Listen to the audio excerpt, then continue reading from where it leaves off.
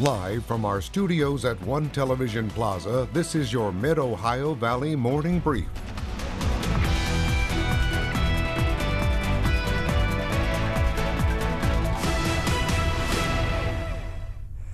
Good morning, Mid-Ohio Valley, and thanks for joining us today for your morning brief. I'm Emma Grace Myers. And I'm Henry Groff, and hopefully everybody had an enjoyable weekend and forgot about the cold weather that we had Sunday morning. I will admit I did not check the weather on Sunday. My dog woke me up. She was ready to go outside. I go out in shorts and a t-shirt because I was still in my pajamas, and it was a very rude awakening for me on Sunday morning. Probably woke you wide up. I was awake, and then I hurried my dog, and I was like, we can take a long walk when I have pants and a sweatshirt on. Go back inside. Yeah. 30s yesterday morning, even below freezing for the Mid-Ohio Valley. So hopefully you had those warm temperature vegetables like tomato plants covered up, because if you didn't, I would probably guess they're not alive now. That's unfortunate. But at least this morning, significantly better. Yes. So as we take a look at where we were yesterday, low 30s, and then we only got up to the low 60s yesterday. But it's going to be a huge difference today. We're already sitting about 20 degrees warmer than this time yesterday at around 7:30. So you're already feeling that it's better out there, more pleasant. And right now we had those upper 40s, low 50s across the region. We'll continue to warm up throughout the day this time around, approaching the low 70s. Now there is that chance for a passing shower. You'll have to be mindful of that, but most of us will stay dry. And then there's also some rain chances for the morning commute tomorrow. It's not going to be the widespread rain yet. We're going to see that Tuesday night and into Wednesday, and that's going to be responsible for some more cold weather into the second half of the week. But I'll have more details on that in your full forecast coming up. But for now, let's take a look at those top morning headlines. Well, you know, speaking of the weather, a bunch of dogs and their trainers got outside this weekend. But your dog also got outside too. My dog did. She got to go to the dog park for the first time, but some dogs who are quite a bit smarter than her got to practice their search and rescue training with the Search and Rescue Seminar in Ripley. So the seminar brings together search and rescue teams from across the region for 3 days of training at one facility. Organizers say teams break into different disciplines like air scent, trailing, and human remains detection, then spend the weekend learning new techniques and getting feedback from experienced instructors. Weekend is just to pull people together who do search and rescue from multiple states come together. We come to this facility here and we break up into the different categories. Each team does their own trainings and stuff, but it's always nice having that outside perspective too of other trainers to help you, like I said, to hone in on your skill set. So if you have like a little issue or whatever with your dog, you can come to something like this, to our seminar, and the instructors can help you work through that. You can find the full story on our website, WTAP.com. Which is definitely worth a watch. Yeah, it's very cool. I know my boyfriend's dog knows how to do the scent detection, and so he'll hide a treat and then cover it up, and he'll put the dog in a different room and then come out, and she'll be able to find it in like 10 Do you think you could train seconds. your dog to do that? I think if I put a treat in the living room on the ground and she did not see me do it, it would take her at least 5 minutes to find the treat. And you say that her current ball catch rate at the moment is 30%? I would say, Brought that up on I would say Daybreak. 30% is a very kind estimate. But when she catches the ball, she does return it to you, right? She does return it. She has learned how to play fetch and return it. It just it might take a little bit. Just takes a bit. Okay. Yeah. We're proud of her still. Small growth, small. Yeah, she's only a year old. Increases. She's still just a baby. Still got a lot to learn, but yes, still working on it. We're proud of her. Well, let's move on to our next story. 4 veterans from the Mid-Ohio Valley were inducted into the Ohio Military Hall of Fame of Valor. Sergeant Meredith Barnett, Sergeant Harley Thomas, and Sergeant John Binniger of Washington County and Sergeant George Mezik of Noble County were inducted into the Hall of Fame for Valor in Columbus. Barnett and Thomas revealed Silver Star medals posthumously. Binniger received the Distinguished Flying Cross, and Mezik received the Bronze Star with the device posthumously. And Kinseed, Sergeant Thomas' daughter, received his medal on his behalf. She said she felt an overwhelming sense of pride for her dad. I'm so proud. I'm proud of him, and I'm proud to be his daughter. Ohio Governor Mike DeWine delivered the keynote address and presented the awards. During the address, he honored the families of the veterans and commended them for their sacrifices. And our reporter Logan was actually up in Columbus for this ceremony and did a really phenomenal piece talking with all of the different veterans' families about, their service. Yeah. And it's a really cool story if you want to go check that out. I highly recommend it as well. Yeah, so that's WTAP.com. And moving on to our last local story, Monster Truck Bash made its first appearance in Marietta at the Washington County Fairgrounds. According to announcer and truck builder Paul Slamick, Monster Truck Bash travels all over the country to provide high thriller action.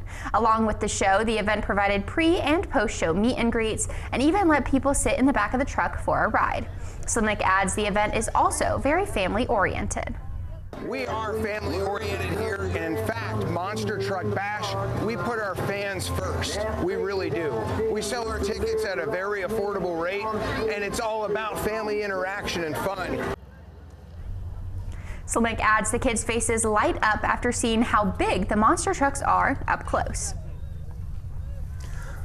Looks pretty cool for the kids. Have you ever been in a monster truck? Nope. So, have you been in a monster truck?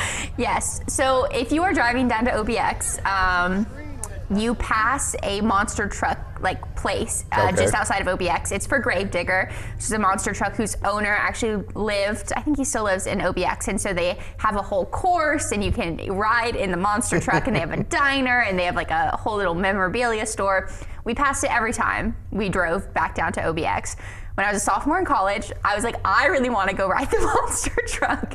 And so me and my dad drove, it's about an hour from where my parents live, drove and rode the monster truck and had breakfast at the little diner. And out of all the people who were there, I was the only one who was over the age of 5 riding in the back of that monster truck, which was really humbling for me. How old were you? I would have been 19 or I would have been 20 at that point.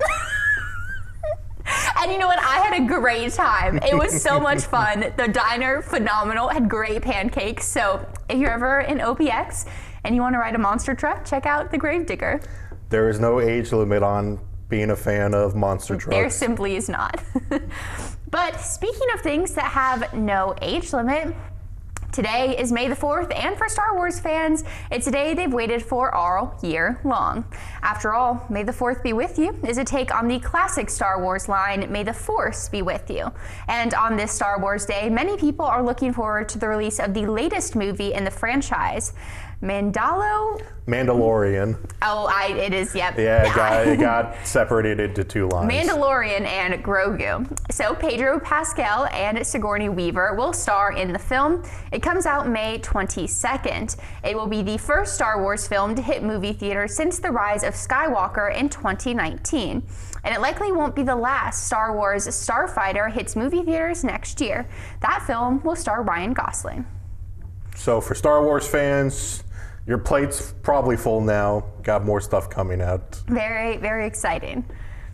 I can't say I've watched much of the new Star Wars stuff. I've seen all the original movies. I've seen, I have not watched The Mandalorian. I haven't watched any of the shows. I will say that. I've watched most of the movies, but I haven't dipped into the shows. It's a good thing our director Austin's not here today, because he would be just disappointed in my lack of Star Wars knowledge and how much stuff I've watched. At least I know a decent bit because my dad's a big Star Wars fan, and I like the franchise, but not as much as Austin knows. Nope, I grew up in a mainly Star Trek family.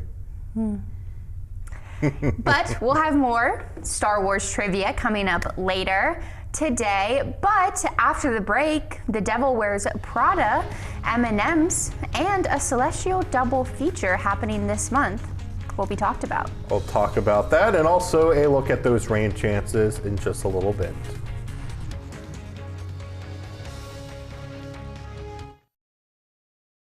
Now, here's your first alert weather update with meteorologist Henry Groff. Well, during the very early morning hours today, we did have a few showers passing by, but at least it didn't disrupt our morning commute, and we're still expected to stay dry throughout the morning. Our radar through 7 o'clock really just showing that decrease in cloud cover, but we're still going to be in a bit of an unsettled pattern for today, still enough to produce that isolated shower or thunderstorm for the afternoon and especially through tomorrow, but we won't see that widespread rain until this cold front approaches, and that's going to be around for Tuesday night and into Wednesday. So these days, certainly not really going to disrupt plans. Just keep an eye on the radar and you should be able to get past that. But Tuesday night and Wednesday, that's widespread rain. It is certainly going to be quite soggy for us throughout the day on Wednesday. And then still some more rain chances into the next upcoming weekend. But that cold front, it is unfortunately going to be responsible for those colder temperatures. So we'll approach those upper 70s tomorrow, but 50s is our downward trend Wednesday and Thursday before we start to slowly climb back up through those 60s towards the weekend. So looking ahead at Futurecast this afternoon, just be mindful of that chance of a passing shower.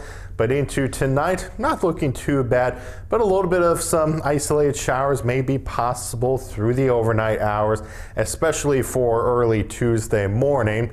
But then we get into Tuesday night.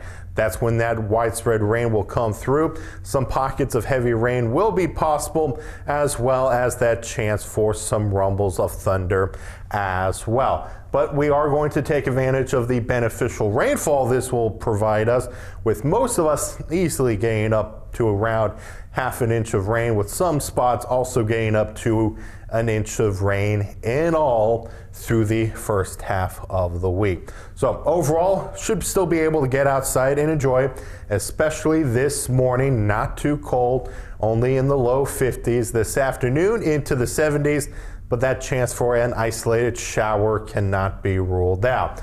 Overnight lows remain in the 50s through the first half of the week, but Friday morning, that is going to be cold, back down to those 30s, but again, slow warming trend coming back into the weekend, and Friday should be a spectacular day in the afternoon. Now, time to take a look at what's trending.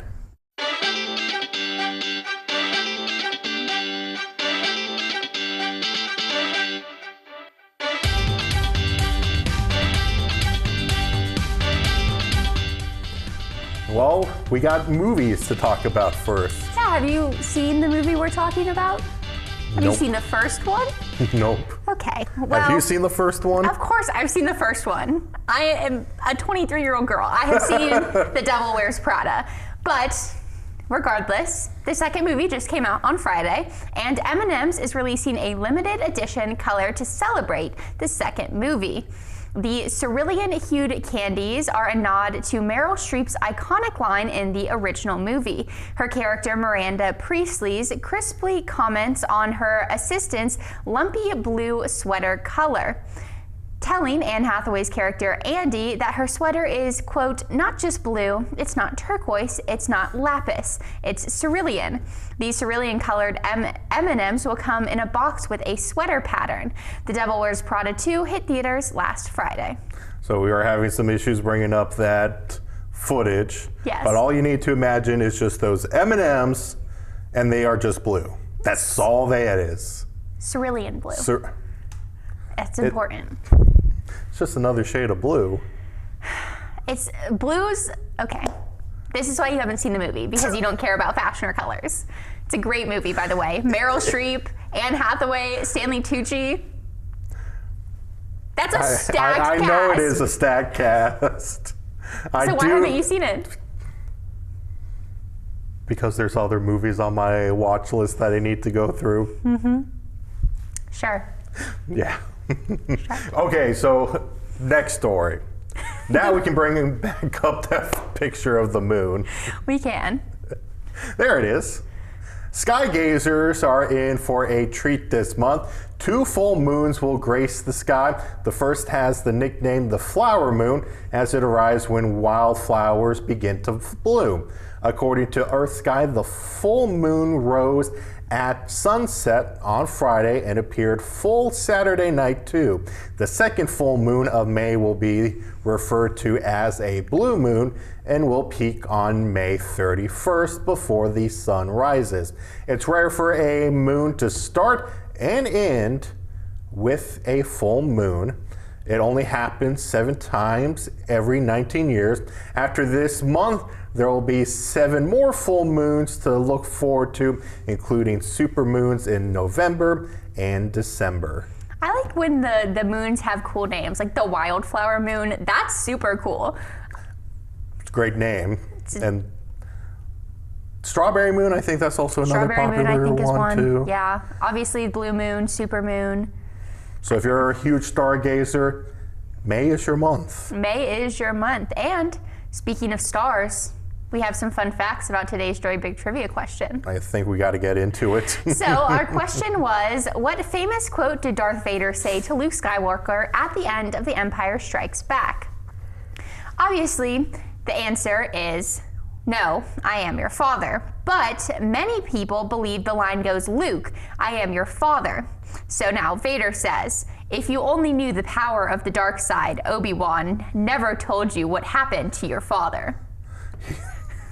He told me enough. He told me you killed him. No, I am your father. So, great acting skills there from us. Where's our Oscars? Truly. But some people credit the line misinterpretation to a scene in the 1995 comedy film Tommy Boy, where the character Tommy is making sounds into a desk fan and says in an exaggerated way, Luke, I am your father. So, you know. That's where people start to get a little confused. Mix it up. But yes, the actual line is no, I am your father. I did also think it was Luke, I am your father. Over the weekend, you did watch that part of the film. I did double check that part of the film. Our director Austin came up with the question, and I had to double check him. But it's a great movie. I love The Empire Strikes Back. And so all of this is in honor of the May the 4th holiday. Today is Star Wars Day, originating from the pun May the 4th be with you, a play on the franchise's famous line, May the Force be with you. The holiday began as a fan-created celebration of the Star Wars franchise, which released in 1977. Which is so long ago. So 1990. Oh, wow. It's coming up on its 50th year next year, right? I'm doing my math right. 27 is next year. Yeah. Wow. So 50 years of Star Wars. That's impressive. So I guess if you're a huge Star Wars fan, something's probably going to come around next year. Something huge. That movie we talked about earlier, Star Wars Starfighters, I believe is coming out next year. So hopefully that'll be a good movie.